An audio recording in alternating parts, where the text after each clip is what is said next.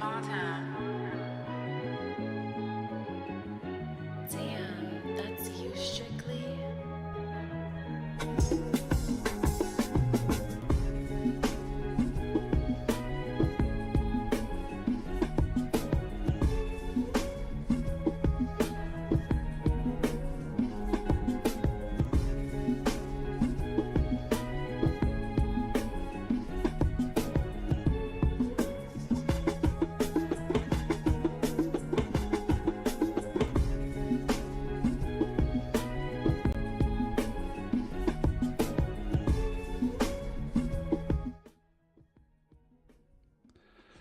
Ladies and gentlemen, Tristan Thompson dunks in garbage time. The Red Sox acquire a great addition to the dugout, and we are back to give you the real in sports. As always, I'm your co-host, Small Town EP, live from Atlanta, joined by your host, Wade Julian, live from New York City. You are now tuned into your number one sports talk show on the All Things Sports Network, brought to you by Small Town Productions, ticker up top, brought to you by ESPN Bet. Obviously, it's a new look EP.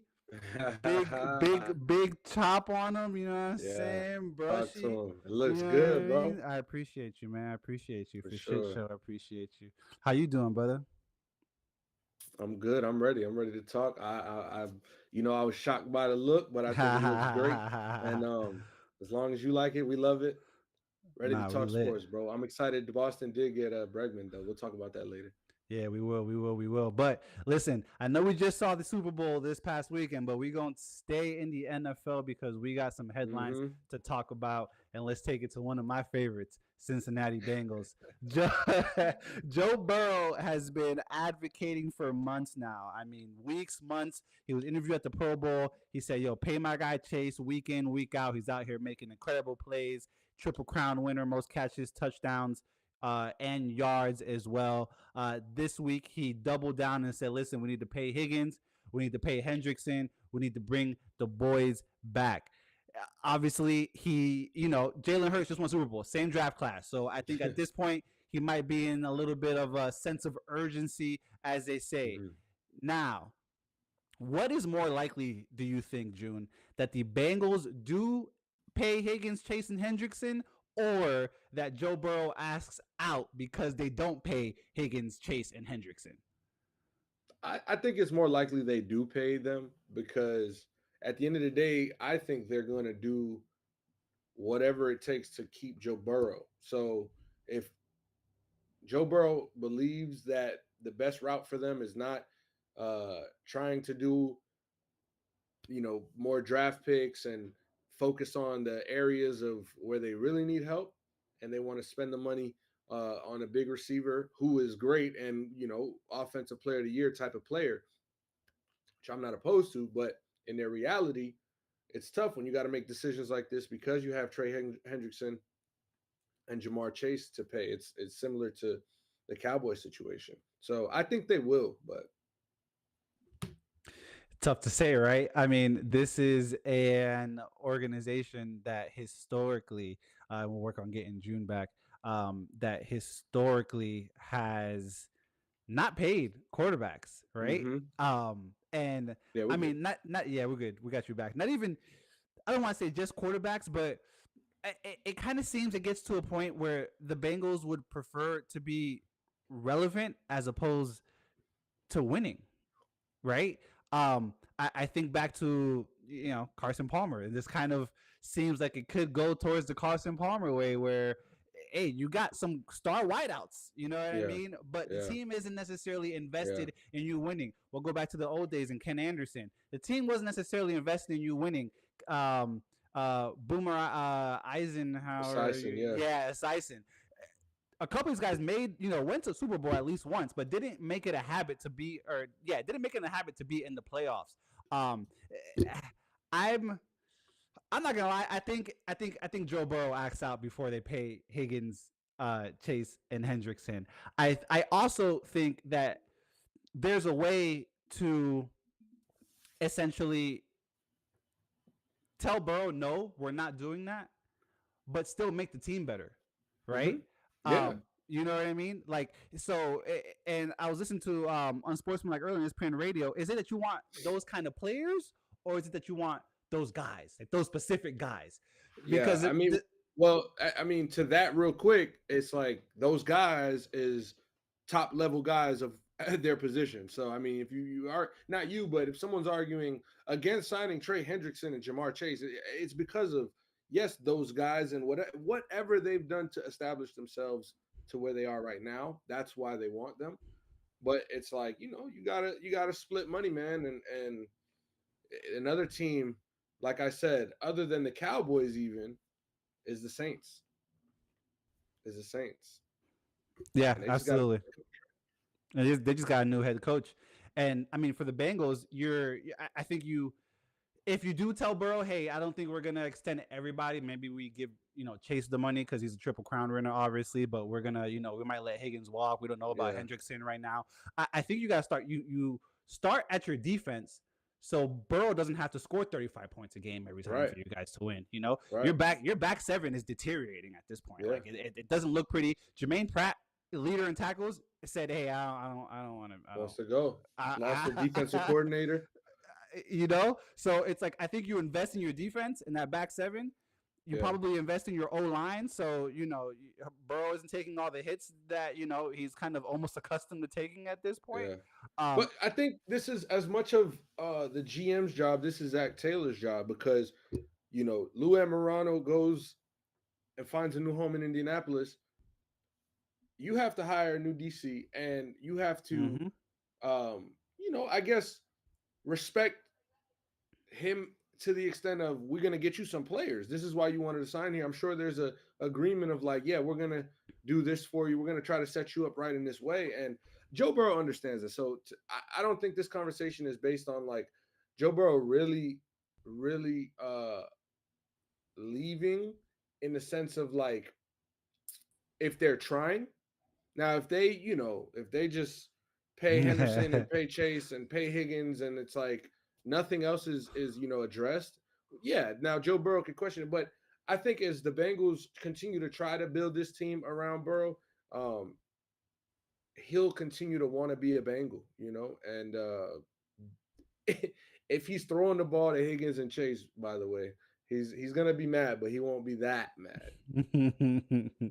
Hey man, we'll see. I'm excited. I'm actually excited to see what happens in Cincinnati this offseason and how they either bring the same group back and improve or maybe make some key additions and improve.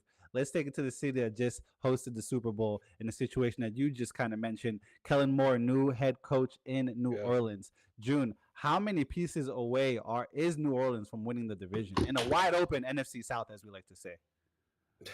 It's not as wide open anymore. I think Tampa Bay has the right to say we're the best team in this division. New Orleans is trying to figure things out. Carolina's been trying to figure things out. And the Falcons seem like they had things figured out, but they didn't.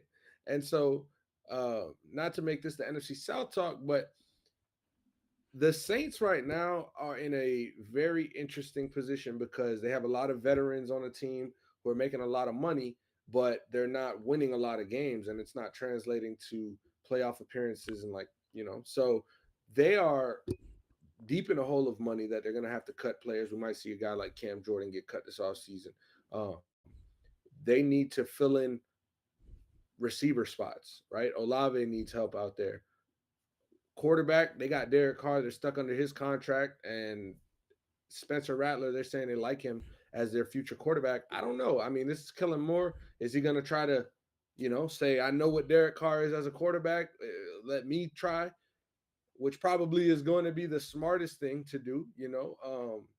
But they have a long road, is what I'm trying to get out because with the cuts and the lack of money to really affect any big changes in free agency, they're going to have to just build well through the draft. And I'm not exactly sure what draft picks they have this year, but yeah, Kellen Moore is taking this opportunity, and he understands that there's a process to this. Now, if there's a situation like how Houston, got D'Amico Ryans and they were able to like get a good trade and do this and figure something out, then hey, it's always an opportunity, and I'm not gonna count them out. But from right now, February 13th.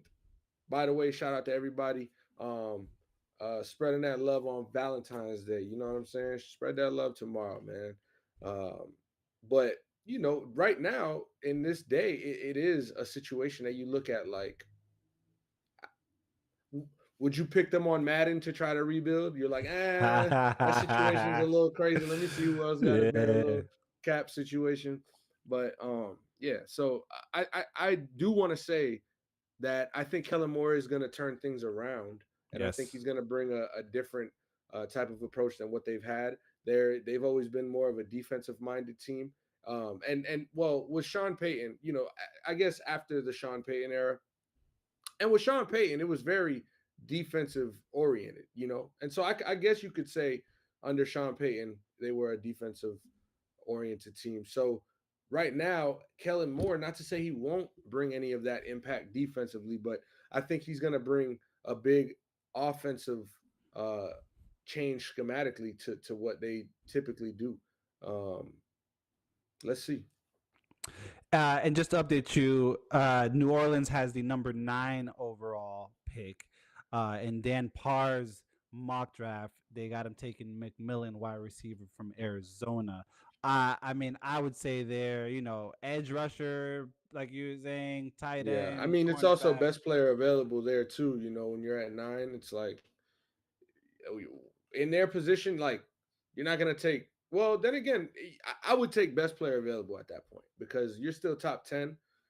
I need a top 10 pick, you know. Absolutely. So if I can get a top 10 pick and it's not my first need, well, make that top 10 impact at your position, and in the draft, I mean, just because you don't get your need in the first round doesn't mean you can't find your need later on in the draft. That's Hmm. what scouting is for. So, obviously, it's the luck of the draw as well, with hoping teams don't know what you know about a player and take him, as a sleeper when you thought you could last another round or pause and, or try to trade up and you couldn't, whatever the case. But 2 more months, baby. We got draft coming up. 2 more months. I'm gonna take it up to where you're at in New York right now, June. The New York Jets have announced that they will be moving in a different direction at the quarterback position, telling Aaron Rodgers there's only room for one Aaron in town. June, before we get to the Mr. Jets, Glenn. before we get to the Jets and their number 7 overall pick in this year's draft, do Mm. you think that Aaron Rodgers will play another snap in the NFL? Yeah, yeah, I do. Based on what I saw from him last year, there was a lot of more downs than ups, but there were signs of this guy can still play quarterback. In a better situation, like if you had Aaron Rodgers on the Eagles behind that offensive line, everybody looks better behind the Eagles offensive line. You know what I'm saying? So it goes to that, and not to say he needs the Eagles offensive line. But the Jets have been a mess, and then they had the coach fire. It was just ever since he got there, since he stepped foot on that field, it's been bad. And so for him, I think legacy wise, going to his third team, I mean, it is what it is. We didn't expect it to go the way it did in New York, but he also has an opportunity to redeem himself and revive his legacy and remind us, that he's, if not, well, the best or second best quarterback we've ever seen, with the talent, because Patrick Mahomes is hard to argue that he's not that guy. So, but Aaron Rodgers was the number one, quarterback talent I ever seen. So I do believe we see him play. We have a lot of teams in this league that wish they had a quarterback, and I understand Aaron Rodgers might not be the route for you, but if you don't have a place in the draft or you don't have the draft capital to trade up in the draft to take the future quarterback, or you don't have enough money, or you don't like the quarterback pool in free agency so much, Aaron Rodgers is a guy who you can plug and play if you have, you know, which we thought the Jets had. I'm not going to Yeah. argue. I'm not going to argue. We did. And they do. And they do. So why it didn't work out? I think the offensive line was bad. I think uh, we don't need to get into why the Jets didn't work out. I do think Aaron Rodgers plays another snap. I got a question for you. Interesting little narrative, right? The Tennessee Titans have the number one pick in the draft. Mm. They also have Will Levis and Mason Rudolph. Do you think that there's a possibility? If you're the Titans, are you making some phone calls to see what it's going to cost you to get Rodgers in town? You can't. I mean, listen. This is the thing. The Titans have the number one pick in the draft. That's what you said, right? Number one pick in the draft. The He's not a Titans. number one pick quarterback though. We got it. Like I get it. I get the name is the name, but Who? Aaron Rodgers. I'm not giving you Right? No, no, no. What I'm saying is the Titans picked Will Levis as the fourth quarterback taken off the board in 2022, Mhm. 2023. Yep. And so they didn't have the choice of CJ Stroud, Anthony Richardson, Bryce Young, Will Levis. They had the last guy there and they took him. And that was the reality of the situation. This time around, you're going to say, do we want Aaron Rodgers? And what we know we've seen from him for the last 15 years, what have you done for me lately, league? And this is all, because I can see both sides of this. Aaron Yeah. Rodgers can help a franchise. And what did I say? With the pieces and stuff like that, he ain't gonna help the Titans, right? He ain't gonna. That's not gonna do nothing. But to further explain, it's like the Titans have an opportunity to pick the quarterback that they want in the Yeah. draft. Where I would say there are two exceptional quarterbacks coming out this year that can turn into your franchise quarterback pretty quickly. Do you do that or do you do Aaron Rodgers? Do you have this opportunity or is it where you're forced into like take advantage of what's in front of you? You have the number one overall pick. Take Cam Ward or Shador Sanders, Cam Ward, So you don't and take go on with Travis yourself. Hunter? You don't take Travis Hunter and go No, get Aaron? no, No. no, Yeah. no, no. Not the Titans, man. Titans have never uh never is a strong word. Hold on, let me when was the last time the Titans drafted their quarterback and started him? Was it Steve McNair? God rest his soul. I was about to say that. Yeah, R.I.P. Steve McNair. I think it might have been After Steve that, McNair. I don't know if they had a. No, wait. Marcus Mariota was drafted by the Titans, right? Yes, Marcus Mariota was drafted by the Titans.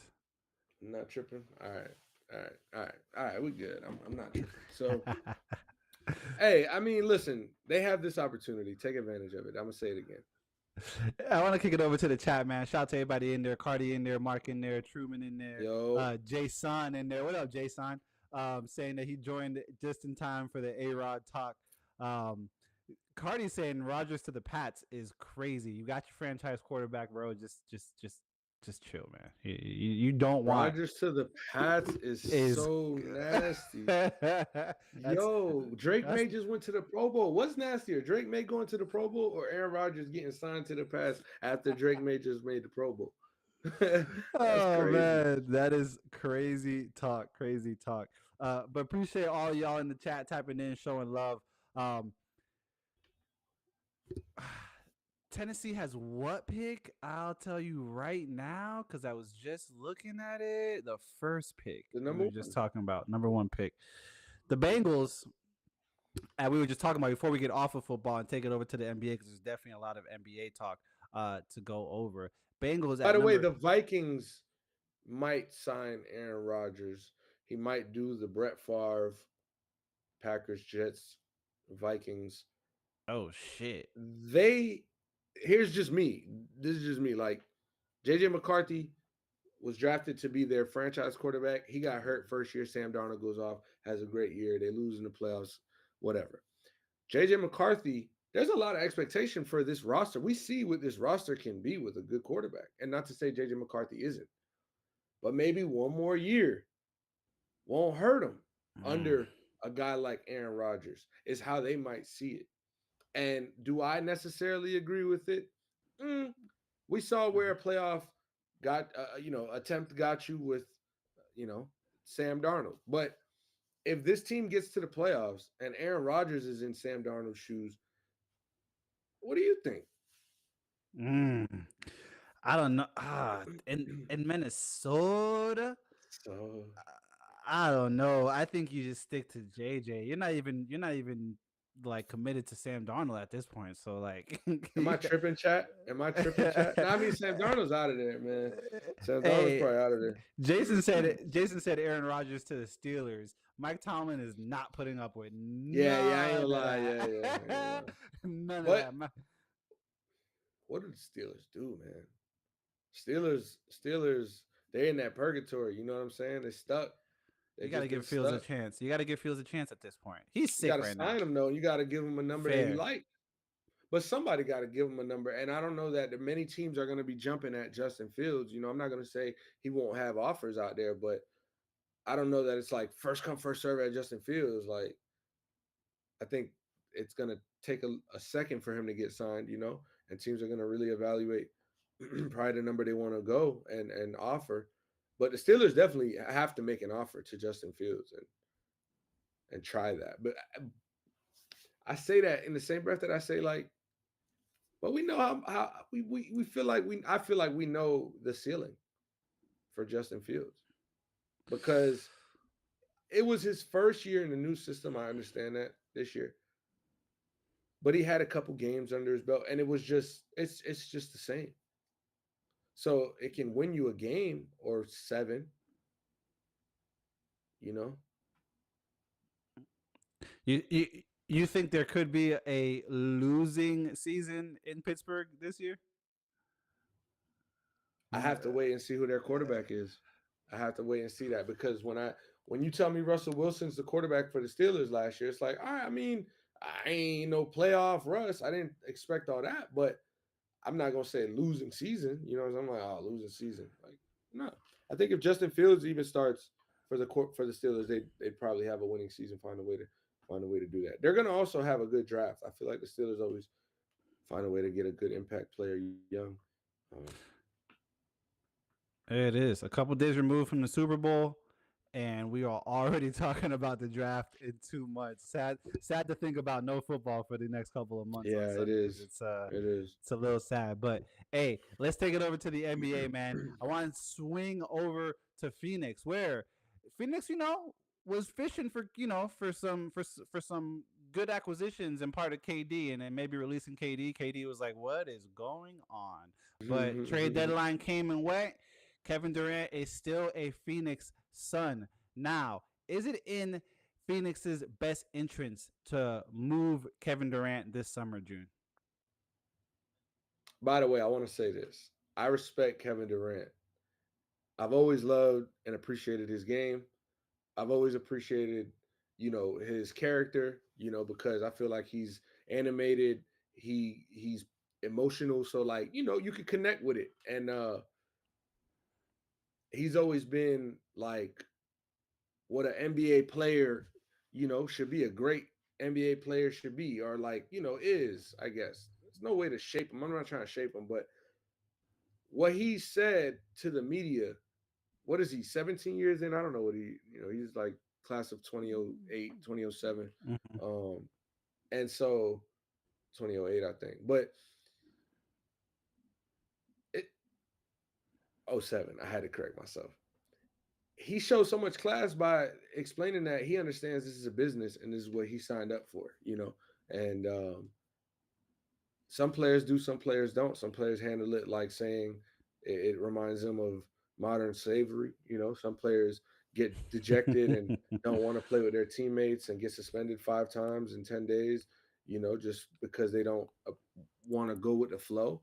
But Kevin Durant, being who he is and having the championships and MVP and, all the gold medal, all the accolades he has, he's not too big to say, but as much as it kind of sucks, this is what it is. This is what it is, and this could happen. We just saw Luka Doncic get traded. You know what I'm saying? Like anybody could get traded. So he kept it classy, and that's something I appreciate about him. But as far as Phoenix trading him and that being in their best interest, it's like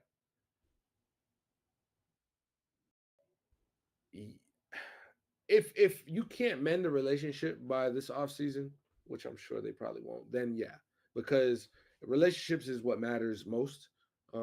especially with a player like KD. Yeah, so directly contingent on that. However, if you say KD was so professional that he was able to want to figure something out with D Book and continue,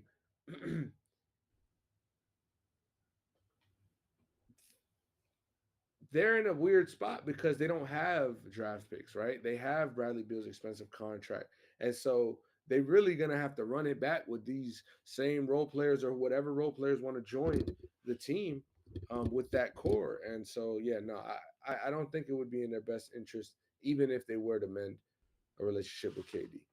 Mm.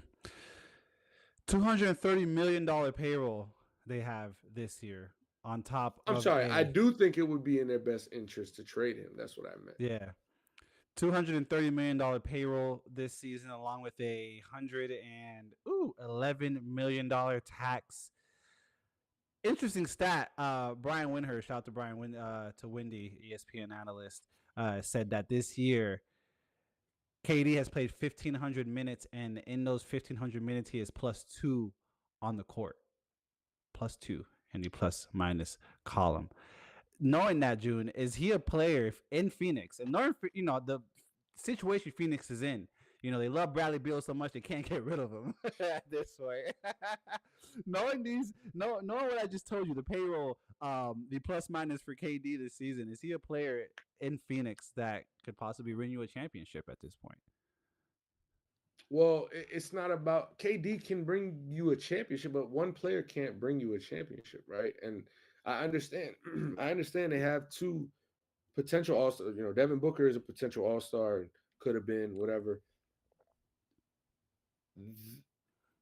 They're gonna have to retool around Kevin Durant and Devin Booker if they were, and Bradley Beal for that matter, if they were to um, keep him, because clearly these role players are not bad, but they're you guys just it doesn't work. It doesn't work here. We've tried this for like 2 years, going on 3 years now, and or whatever. And for me, Phoenix has been super underwhelming. There was a question: who was the more underwhelming team? Phoenix, uh, the Nets, and then there was another one. I thought it was the Nets because I mean James Harden, Kyrie, and KD. That's crazy. But anyways, Kick it over to the chat real quick. Cardi in here just kind of spewing stuff. KD to the Heat, June. Yeah, maybe no, yeah. I mean, I mean, they wanted apparently a lot. They wanted a lot from us to trade. That's why we didn't do it. And if it's gonna mortgage the future, as they say, no, I wouldn't do it because, as I say, KD is only one player, and I don't think we have a championship roster where you replace two guys with KD, and now we just become the legitimate contender. And so, even if we become a contender in this league, we still got teams like OKC, we still got teams like Boston. Respect to what Cleveland's doing, you know what I'm saying? And so, I it's tough. It's tough. I would rather see now it's like getting into the heat, man. I don't even know. I don't even know what direction they're Yeah. gonna go in because at this point, I'll say this before I get off the heat. At this point, depending on the, we'll Mm. save that. We'll save Yeah, that. yeah, and We'll save and I know pretty sure I said that there was a third we'll thing, and I save said that. maybe there. I know I'm pretty sure I said there was a third thing for in other news, and it's tonight's Heat matchup, which we'll get into later on in the show. I want to take it up to our neighbors in the north. Yes, that's right, Canada, where Tristan Thompson last night dunked in garbage time and melee almost ensued. I'm gonna say it did. It was words exchanged. He's calling Darko, Coach R, Buddy O, telling them to stay warm in my city. I didn't even know he was from Ontario. Fam. I, Oh no, you didn't? I did not know that he was from Canada. I didn't know he was one of our neighbors to the north like that. I had to do my Yeah. wikis real quick. Yeah, man. Now, Jude, who overreacted more? Tristan to Toronto's four-court press with a minute left, down by 30, or the Raptors to Tristan's dunk? I would say I would say Tristan Thompson overreacted more to the full court press because at the end of the day, they're losing. Like if you're asking them to quit, like is that what you're saying? Like why don't you quit? Like that's kind of crazy. And if you look at the Raptors, they're upset because they're up 30. I'm sorry, they're down 30 and they fucking this guy just comes on the court during garbage time with no fucking points and Yum. it's like, yo, we in Toronto, we in my city, fam. I'm gonna dunk on y'all, fam, and Tease him, get fam. booed by my whole city, and then threaten people, I guess, or like whatever he was saying, and like, bro, come on, bro, come on, bro. There is the unwritten rule in the NBA when you garbage time, blowing the team out, the game's already won. You don't go and do one of those fucking freebie layup, freebie dunks, try to get a fast one for no reason. And so, um, I don't know if Tristan Thompson had a parlay out. NBA probably gonna do an investigation on that, but nah, I'm not mad at Darko like stepping up for his team and really telling them like, yo, look, I like that my team stood up for themselves. You know what I'm saying? Like because fuck is that? What is that?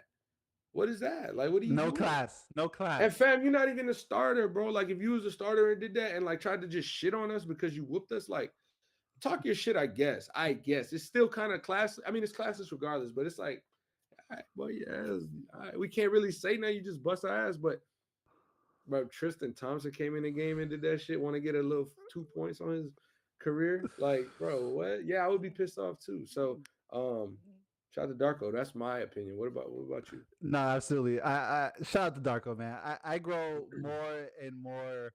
I love his media rants. Like Yeah, ever since last year, where he was criticizing the refs because they had like 7 free throws and the Lakers had like this 30. is a bullshit. That shit Even was though when you look at the box score, which someone had to point out to me earlier today, if you look at the box score for that game, the Raptors took like 53s that game. So of course you weren't going to the line, bro. You guys are shooting from 40 feet the whole time. So definitely shout out to Coach R Darko. I grow, like I said, I love his post game media rants. They're great. Whoever reacted more, I don't know. I know one thing's for sure though, that Tristan Thompson's lucky it's not baseball. Because if this was next time we see you, yeah, yeah, yeah. There's yo, pitches coming for and your and head, and, fam. and I don't think that we're gonna see Tristan Thompson against the Cavs again this season. And it's so funny because like I'm just realizing that it was against the Cavs right now. I mean, yeah, I mean Against Toronto, that against it was Toronto. against Toronto. Okay. Uh yeah, yeah, yeah. Okay. So it's just so petty, bro. It's just so petty. Like you go to your hometown, you come in the game garbage time, and just like for what? It reminds me of that kid. Remember that kid that stole the ball in college? I don't even know his name. Against Against Florida or Kansas. against It was Kansas. against Yeah, against Kansas. Kansas. I don't give a And fuck. he I don't fucking give a stole the fuck, ball. bruh. Yo, he's lit for that in a sense of like he really did not care. Like he had no care. Like I respect the fact that he was standing on like I'm doing this and I did it and what. But it was the dumbest shit ever, bro. Like, what are you doing? Oh my god. It was George Papa's. Mamas George George Papas. Papa's. I had to look up his name because, like you said, he's lit for that, and I got to put some respect on that because Y'all go homeboy, watch that video, man. he Not said, right now. "I Keep the don't show give a going, but fuck." Yeah, fast. Keep the show going. Keep the show going. Let's stay in the NBA because, like I mentioned in the intro, it is All Star Weekend. The NBA did mm, scratch the Sabrina and Steph 3-point contest, kind of like last minute in the last couple days. They yeah. completely just scratched that. But there are some new formats. June, I was looking at the DM that you sent me. Why don't you Mhm. go over these new formats that we have going into this weekend for NBA All Star?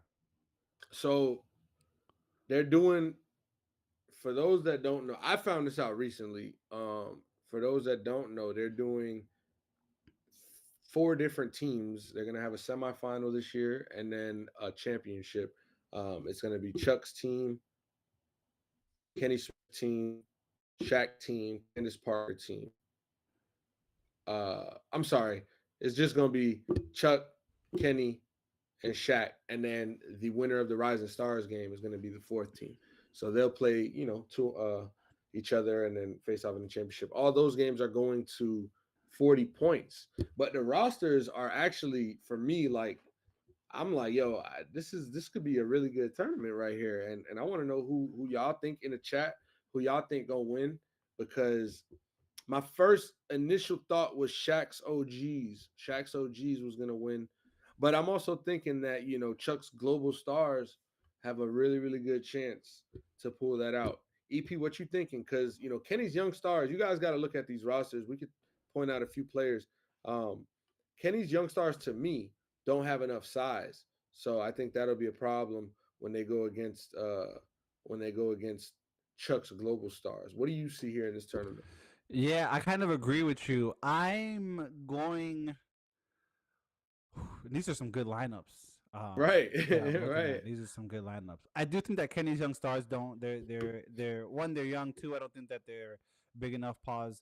To take on the likes of like KD, James Harden, Kyrie, LeBron on Shaq's OGs, and then Chuck's global stars where you got Joker, Donovan Mitchell, Sengun, Cat. You know what I mean? Wembenyama. It's Shea Gilgis. you know what I mean. Uh, I like Shaq's OGs. I ain't gonna hold you. Mm, I really like Shaq's OGs. Just on some like, I feel like the people that are on Shaq's roster are gonna like want to flex that basketball intellect and that basketball knowledge. You know what I mean? yeah. I mean, Um, listen, this is that argument that we've had on Twitter about the Americans and the Europeans and and who runs Canadians. basketball and Canadians and who runs basketball. Really. We've got a bunch of young superstars in this league and stars in this league that come from all places in this world, and we're gonna happen to have a great final, I believe, which is gonna be between Shaq's OGs and Chuck's Global Stars. And so a matchup I'm looking forward to watching. I mean, they might not. I mean, they might go a little harder because of the game's going to 40. You know what I mean? Like Hmm. it's not gonna be just we're going to 102 or like 15-minute quarters, whatever, 12-minute quarters. Nah, this is actually like, all right, let's have some competition. And I'm sure that, like you said, having that pride, they understand that, like, yo, this is our sport, bro. Like, you know what I'm saying? The best players of basketball come from USA, bro. That's it. Like, and that's a fun way to look at it. So I think in that final, ultimately, whew, we're gonna see Chuck's Global Stars win that game. But I will be rooting for Shaq's OGs. But when you have the likes of the MVP, former, what is it, 3-time MVP Jokic, when you have the freak, I mean, Hmm. that's not his name, the alien, uh, Victor Wembanyama, you know what I'm Yeah, saying? Uh, Victor. Victor. And you would have the Greek freak on here if he wasn't injured. But yeah, so that's going to be a good, interesting little tournament. I hope that may be a shift in how the competition looks going forward in the NBA All Star game. But we also got a good, fun Rising Stars. We got a skills challenge. We got a dunk contest and the 3-point contest, which I feel like the 3-point contest over the years have kind of taken the better, like it's been a more entertaining thing. They still show the dunk contest last, but everybody seems to have found that entertainment value at its peak during the 3-point contest. So let's start off with the Rising Stars competition because it's going to be different this year as well. So I wanted to point things out because specifically to me, it's very interesting. They say the Rising Stars Challenge will feature the NBA's top rookies and second-year players. Obviously, you guys know that, and standouts from the G League. 28 players have been divided into 4 teams that are going to be coached by Warriors franchise favorites. Those are uh, Chris Mullen, Mitch Richmond, Tim Mhm. Hardaway, and then Jeremy Lin is going to be coaching the G League team. So they all kind of did a draft, you know, where they picked their teams. Brandon Miller, Scoot Henderson, um, Victor Wembanyama, Derek Lively, Kason Wallace, Jared McCain. They're not going to play because uh, injury. Wembanyama obviously being in the All Star game at his big age, and so we're gonna get we're gonna get a, 2 team, or excuse me, 4 team format. So that's going to be interesting. It's not going to just be one game with players on the bench and playing time. Like, it'll all be split up evenly, and it should be very um, competitive. The replacements were Anthony Black, Tumani Kamara, Brandon Pozimski, Julian Strother, and Asor Thompson, Ryan Dunn. Now, here's where it gets fun. Skills challenge. E. I don't know if you've seen the teams. I don't know if you have a team you're favoring, where you're looking at them and you're like, you know what? I think they're gonna pull it off. But we do have Team Cavs, Team Rooks, Team Spurs, and Team Warriors. Warriors headlined by Draymond Green and Moses Moody. Spurs with CP3 and Victor Wembanyama. Rookies Zachary Rashashir and Alex Sarr. And Team Cavs, Donovan Mitchell and Evan Mobley. Mobley. EP, where you going with this one, man? You got Warriors, Spurs, Rooks, or Cavs pulling out the year's Ooh. dribbling, passing, shooting skills challenge. I don't know who's Ooh. sponsoring it. I think it's Team Cavs. Mm, I think it's D Mitch and Mobley. I do. I think it's D Mitch and Mobley that win that. What are you thinking?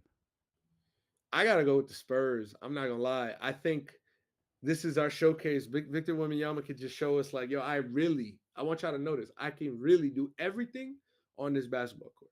That's what I want y'all to know. Y'all could think I can't, but I can do everything, from sprint, from pass, from dribble, from shoot, from free throw, from three, from close, from dunk, from block, coast to coast, chase down block, crossover. Victor Wembanyama can do all of this. This is where he's going to showcase it. And who's his teammate? An amazing point guard, one of the best of all time, CP3.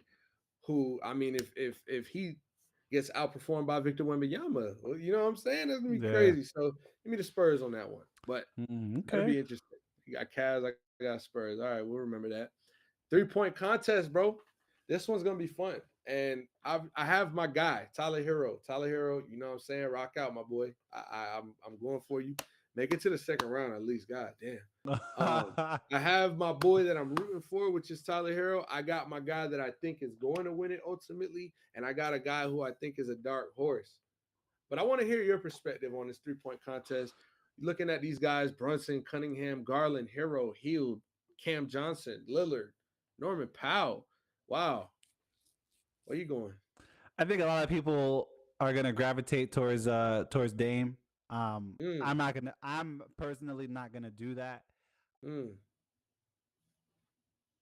I think we will see a Tyler Hero and Buddy Hield final. Tyler Hero and Buddy Hield final is what I'm thinking. Damn, I like that. I like that. I like that. Okay, so for my personal, what I want, I would love to see that. I remember when shout out to Jay Boogie. I remember Jay Boogie. He's alive and well. Uh, shout out to Jay Boogie. We was trying to do this prediction that year when Buddy Hield won, and I had Buddy Hield, and that was a pretty cool feeling. I'm like, damn, Buddy Hield. But I think Damian Lillard is going to win this competition. EP. I understand that you feel that way, and I get it. I get it. But I'm looking at these guys, and I say, you know what, Buddy Hield. All right, I'm gonna give it to you. But these other guys ain't. You know what I'm saying? This is a big stage right here. It's a big stage. You got to put on a performance. Yeah, you know what I'm saying? They had done it before. Shooting off the rack is on national. It's a little difficult. I Type seen shit, Dame do yeah. it before and be successful. I seen Buddy Hill do it before. So I think Dame is gonna win this. I'll be rooting for Tyler Hero, but who I think is the dark horse in this competition is Norman Powell.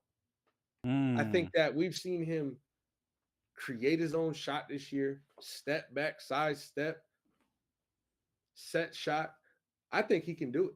I think he can do it. So look for Norman Powell to be that sneak in that and no disrespect when I say sneak, but like, if nobody mentions him or you don't hear about him in 3-point contest conversations where your friends and shit, when you see his name in the second final round, I'll be like, damn, you know what I'm saying? Yeah, absolutely. And then you got the slam dunk contest, man. Mm. Oh, you got the slam dunk contest as well with the likes of Matthias Ooh, I don't want to butcher your name. Right. Buzelis, I think. Buzelis, yes. Stefan Castle, Andre Jackson Jr., and last year's champ, Mac McClung, that is still in the G League for whatever reason over in Orlando. But For whatever reason, I let's not do that. mean, oh man, who do you like? You think Matt can repeat or the Stefan? I like Stefan Castle in this. Right. So I like Stefan Castle. Buzelis, I'm not sure what he's gonna bring to the table. So I don't want to say too much there. I don't know what he got. So he might be that guy. I don't know. Castle, to me, I've seen him dunk ferociously a lot this year. He has ups and he dunks ferociously. So I'm interested and I'll probably root for him. But I don't know if he has that creativity and he can get light like that. So I'm a little Yeah. skeptical. With Andre Jackson Jr., I think that he's like the super athlete in this one. Like he's got the height, he jumps out the gym. And so if he can bring the finesse with that, so Obi Toppin struggled, right? Obi Toppin struggled in that regard. And Mac McClung, you know what I'm saying? Can he go back to back? Would they want to do that? Are they going to give that to him? Is he going to go out and earn that? I think he has the creativity. We know he has the athleticism for it. We know that he has the crowd on his side too, because we've seen him do it and win it before. He got the respect. Um, Mac McClung might go back to back. And back to back on But I'm him. gonna go for Castle. I'm gonna go for Castle though. Let's see Stephon Castle win that. Back to back on him. What you got? You got Castle? I, yeah, I'm gonna go Castle with it. I'm gonna go Castle with it for sure, for shit show. One thing's for sure is that this All Star weekend with the new formats should be quite entertaining. Um, I'll definitely be tapped in to see what's going on, especially Saturday night. And shout out to Candace Parker. Let them make them let you pick your own team next year, man. I hear you get to coach the winner of the Rising Stars, but tell them motherfuckers I want to choose my own team because you deserve it, Candace. You heard? You deserve it. Hey, I want to keep it in basketball, but I want to take it over to college. And I want to talk about Duke's star, one of their stars, Cooper Flag. We saw him yesterday go off against Cal at the crib, 27 points, 5 rebounds, 3 assists, 3 steals, 8 for 14 from the field, 2 for 4 from 3-point range, 900%, 9 for 9 from the free throw line. Right in a 78-57 just dismantle of the Cal Bears new to the ACC. Now, I mentioned last pod that this past weekend we saw them take their first loss in the ACC to Clemson, 77-71, where Flag had 18 points, 5 rebounds, an assist, 2 turnovers, one, very costly late in the game, which we also saw against Kentucky earlier in the year, where he had the ball late in the game, close game, and just wasn't quite able to, finish the game off. Yeah. June, is Cooper Flag, we spoke about this, is Cooper Flag's performance in close game a cause for worry, a cause for concern, heading towards the dance in a couple of weeks? Absolutely. Absolutely. I mean, though I want to applaud his game, he has had a lot of really good games here, and we've seen him go off for 40. We've seen him with multiple 25-point games, a lot of, well, really 20. He gets that 24 a lot. He's only had 2 games where he's had over 5 turnovers, over 6 turnovers, I'll say, and I'll say thankfully the schedule is not as ruckus, and he does also, those 2 games with the turnovers were in ACC play, so that is a little concerning. because we know those games just mean a little more. They're a little tighter. They're regardless of where you're at on the top 25 rankings. If this school hates this school, or if you go to Wake Forest, like Wake Forest is a tough environment, regardless. You know what I'm saying? So it's up to you as the 18-year-old Cooper Flag to maintain that. And for the most part, he has, right. And this is not a knock on Cooper Flag and uh, or anything negatively about his season, but you bring up a good point that in close games we start to see him, kind of unravel a bit. And so um, when it's the tournament and it's one game and go home, you can't have those type of mistakes. You can't play like that. If you want to be a national champion, you got to go through that tournament and play. You got to play precise basketball. So if Cooper Flag wants to be a champion, wants to make it to a Final Four, or at least an Elite Eight, he's gonna have to lock in for the final stretch here, month and change, a month I'd say, and get ready for that tourney, man, because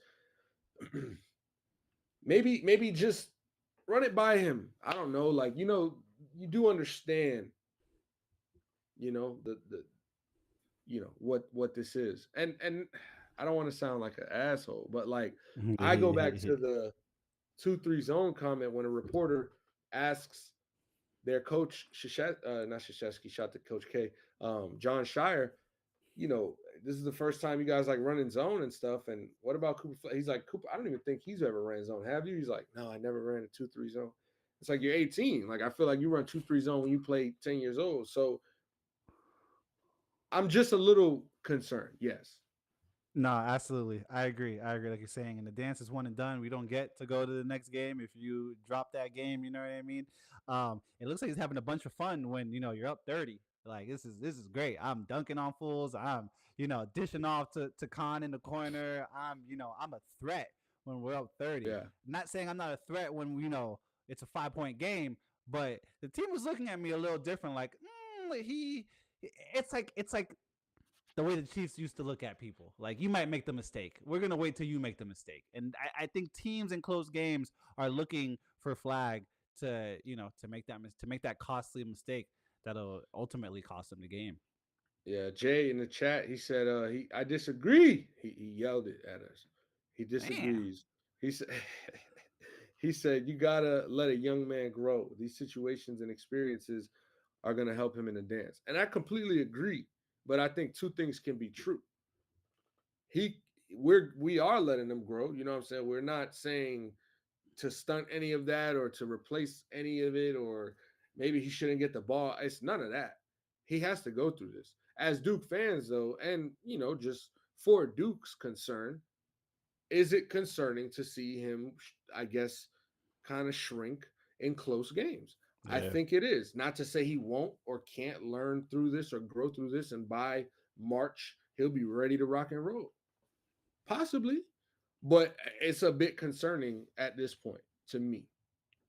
No, I absolutely agree. I absolutely agree. Like I said, hey, since that game, like I said, Cal dismantled. I wanna pull up at the very least our next two games, which are at home against Stanford, and then we go to Virginia, at home against Illinois, and then at Miami later this month. And as always, we end the year off in Chapel Hill at North Carolina, which I'm always I like as a Duke fan. I don't know about you, June. Mm. I love watching Duke Carolina at Cameron Indoor, but there's something about Duke Carolina at Chapel Hill that just Yeah, you yeah, know, you yeah. know. I think I think Cameron Indoor is like its own thing.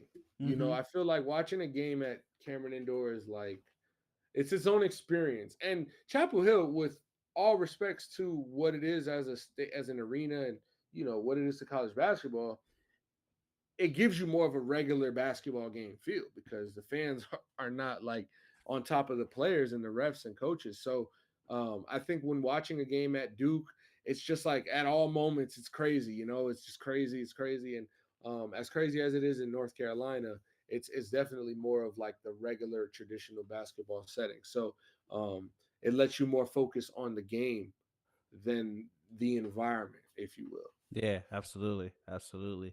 Shout out June, to you motherfucking Cameron Indoor Stadium, man. The Cameron crazy's been going crazy since a baby. You know what I'm saying? big facts, big facts. June, you got anything else you want to go over before we get into another news? Um, let me, man, let me think, because if this is my last 5 minutes with y'all, you know what I'm saying. Let me see if there is anything that I thought about or thought about this week. Um, I am interested to see where Miles Garrett ends up. He did say he was willing Facts. to restructure his contract so that he can make a trade. And if it is the Lions, I mean, just do it now and get it over with. But but that would be crazy. And to just throw this out there, I haven't heard a report or seen a tweet or not, but like the Eagles manage to get great players all the time. And so if they were to manage that, I don't know how, but that would be pretty crazy. So There's no also I way that saw he stays within the division though. That's I don't think he goes to like Baltimore maybe. yeah, yeah, I mean I feel that. I feel that. Send him to the NFC, man. How about that? Ship that boy Send him to overseas. motherfucking NFC. We don't need that problem in the AFC for real. Because in the playoffs, bro, it comes down to that O line, D line. We just saw the Eagles and Mm-hmm. send them to the NFC, please, and lose to them in the Super Bowl. That's funny. Jimmy Butler shit his pants. They said. They said. They said.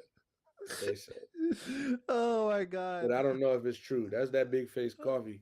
Shout out to my dog Jimmy, man. Balling in Golden Oh State. man.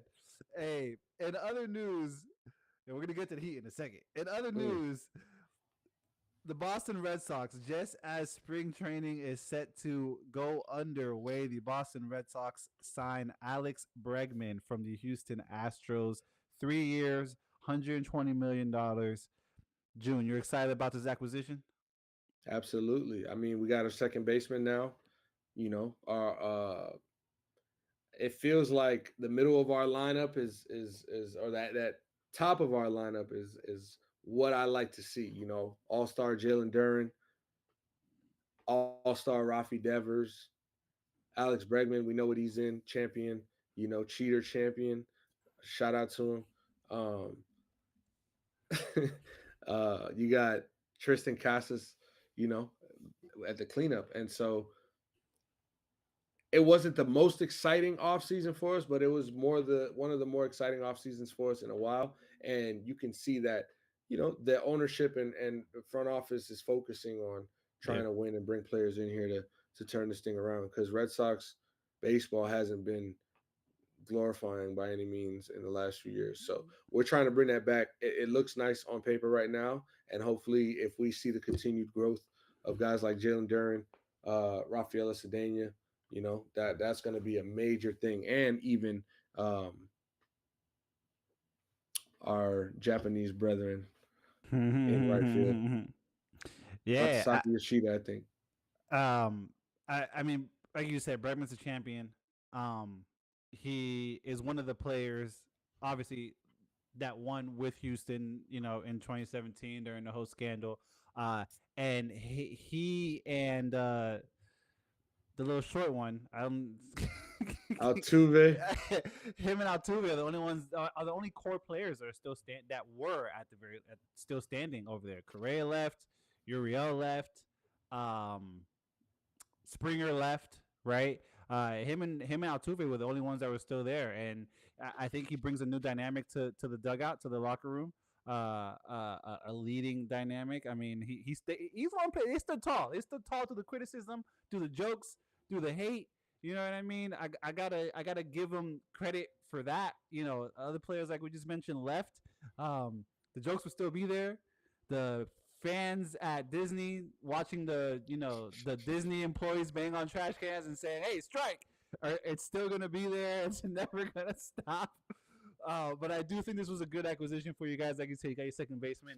Um, and hey, let's see. and he's a Cora guy, right? Like Cora was He is over a there core guy. with that. So I mean, if we could accept Cora, I'll, I'll fucking take I'll take Bregman. And Bregman's a good talent, man. He's young. He's still young. We drafted him in 2012. He ended up not. coming to the league and going to college and played at LSU till 2015.